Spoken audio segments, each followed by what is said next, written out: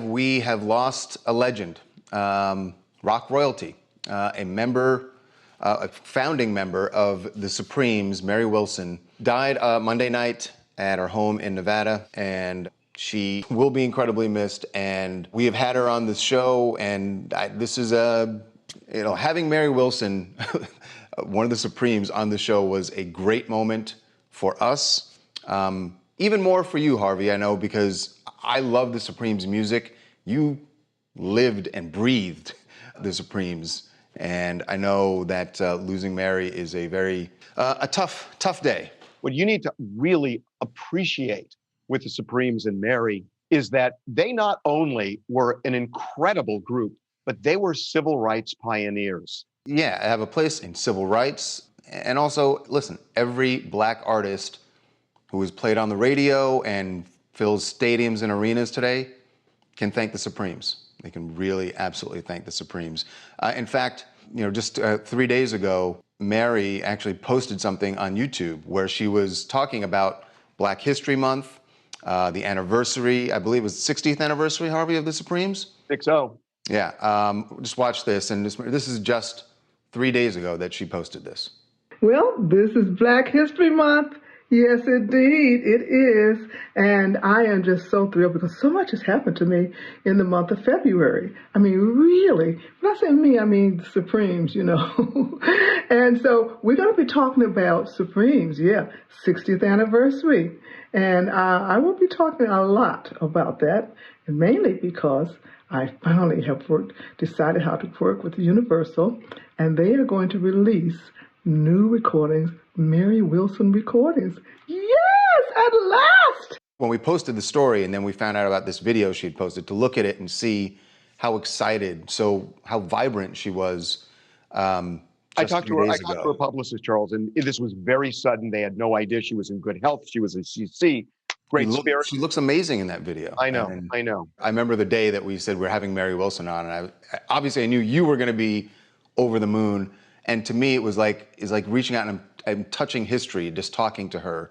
And another person that comes to mind when we have the chance to talk to him is our friend Smokey Robinson, who is Motown. Just as the Supremes are Motown, so is Smokey, and he's joining us right now. Smokey, welcome back to TMZ Live.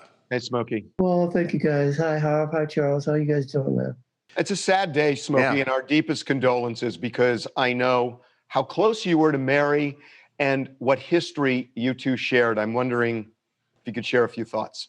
Well, it's a sad day for me too, man, and especially due to the fact that Mary, I just saw Mary a couple of weeks ago, and she was healthy and fine and looking good and all that, you just never know, man. And, when you've known somebody since you were a kid, in fact, I brought the Supremes over to Motown because I've known Diana since she was about 8 years old. And, Harvey, I go back to Detroit, man, and every time I go, if I'm going there to perform, I still have one niece who is still alive, who lives there. And I go back maybe once or twice a year or so, whatever.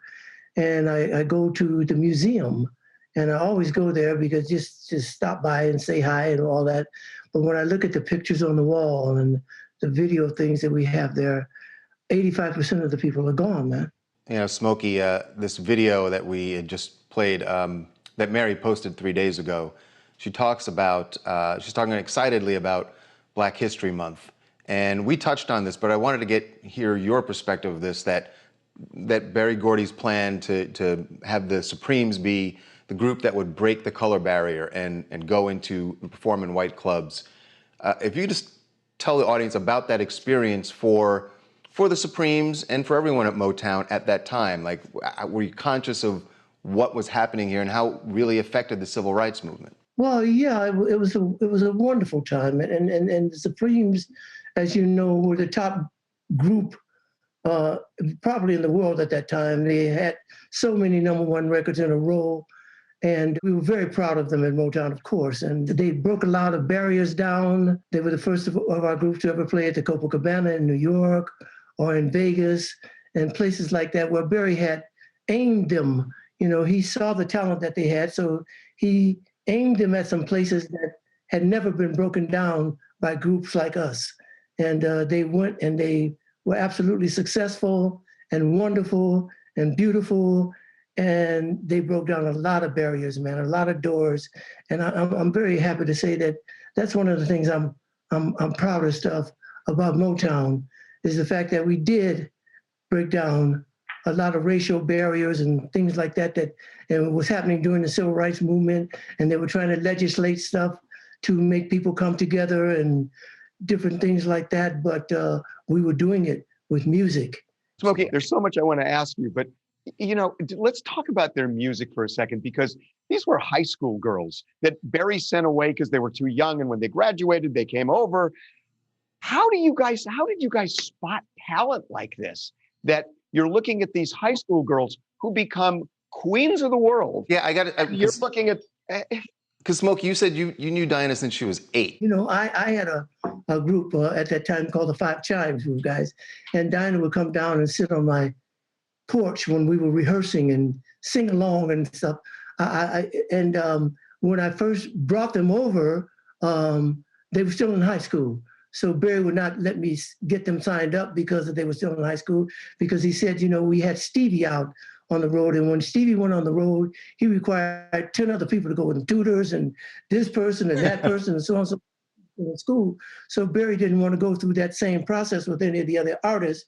So I had to wait until they graduated from high school. They were so talented within themselves, and they were so beautiful, and they were the perfect image to break down those barriers that they broke down, like in Vegas and Copacabana in New York and stuff like that, because they were not threatening. They were good, wholesome girls, and they became the Supremes, man. Hey, Smokey, I want to end this on kind of an up note, just because it's Mary.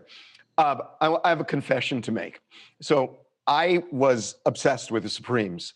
And I would sometimes travel like 400 miles in a weekend to see them perform. And I remember I went to the Circle Star Theater in San Carlos, and it was near San Francisco. Oh, yeah, I played there many times. Yeah, and I remember it was Ray Charles and the Raelettes and the Supremes. And afterwards, I wanted to get into the after party to meet the Supremes so badly. I thought, I'm going to become a lawyer someday, and I'm going to use my best advocacy skills.